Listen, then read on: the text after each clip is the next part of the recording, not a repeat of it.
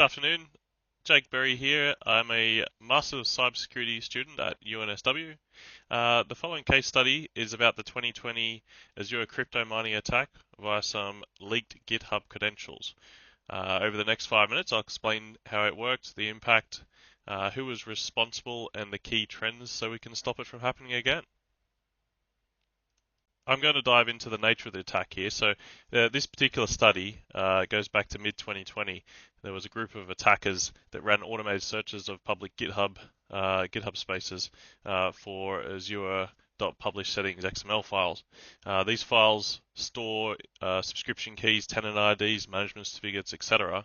And basically, what they were able to do is access these credentials, use the credentials to spin up instances in Azure tenancies to mine Monero. This financially motivated cryptojacking syndicate was able to leverage someone else's credentials and resources to minimize their risk and obtain financial advantage. Looking at a single victim here, financial impact on the organization, the Azure spend jumped by US $429,000 in as little as 3 days. All of that resource consumed yielded the cryptojackers 39 Monero, which was equivalent to approximately 8,120 US dollars. Following the cryptojacking, dozens of rogue VMs were hoovering, CPU performance and storage was slowing down real workloads. The security teams didn't even spot anomalies for approximately 48 hours, and it took almost a full week to clean up the entire unauthorized instance.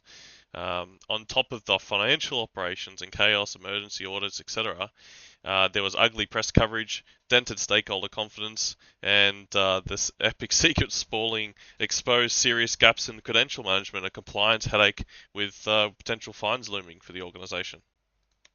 Jumping into the cloud technology here, there were four major blind spots. First, the Azure publish settings XML files were made to simplify CL logins, but once they've landed in public repositories, you've effectively handed out the keys to your house.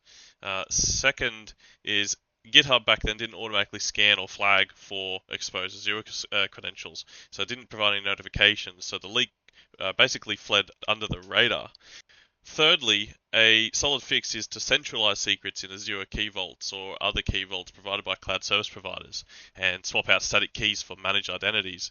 Then that removes the need for hard-coded credentials altogether. And finally, we need policy guardrails and CI/CD checks using Azure Policy or the cloud service providers' policy platforms to block any secrets in code and bake secret detection plugins straight into build pipelines, so leaks can be caught before they even hit production.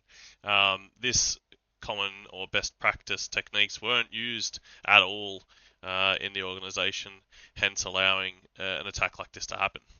Responsibilities essentially fall down to everyone involved in the CI/CD pipeline. Under the shared responsibility model, each stakeholder has a clear role. Developers should never commit credentials directly hard-baked into environments or into software they're developing.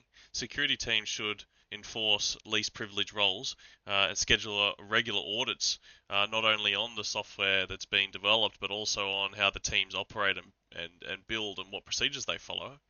Platforms and cloud service providers like Azure could ship things with shorter default key lifetimes and public repository alerts out of the box. And the organization as a whole can automate cost anomaly detection and run ongoing credential hygiene training, so they can pick up on these things faster than 3 days, perhaps within 3 minutes if anomalies and spikes happen. Going forward, IAC pipelines will likely come with built-in secret scanning. Cloud platforms will lean on AI to spot odd provisioning or sudden cost spikes. Zero trust models will prevail, swapping static keys for short-lived ephemeral tokens. And we'll also see richer cross-cloud threat intelligence sharing and specialized managed detection services focused on flagging unusual spend patterns early. Thank you for your attention during this presentation. I appreciate your time. You can draw citations from my references listed below.